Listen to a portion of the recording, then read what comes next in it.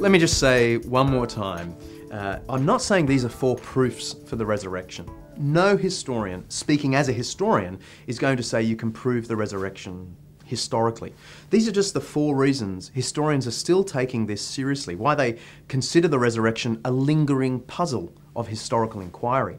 I think in the end, whether or not you accept that God raised Jesus from the dead has less to do with historical evidence and more to do with your assumptions about the universe.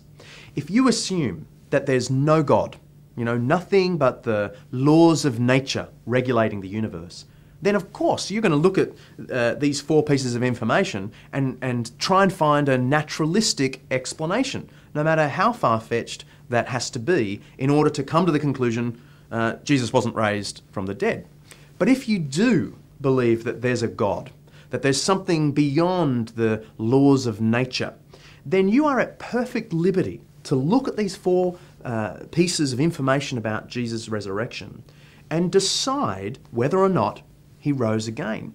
In other words, your assumption about a God above the laws of nature gives you the freedom to rationally conclude that Jesus actually rose again.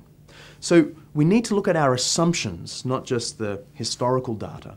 I think in the end, the resurrection is not so much a historical problem, it's also a personal problem, because it really asks us, what are our assumptions? What are our preferences? What would I like to be true?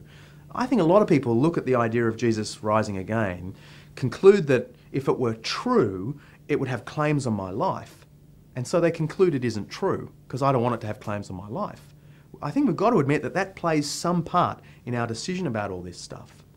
So I would just challenge us all, not only to think historically about it, but also to assess our own assumptions and preferences.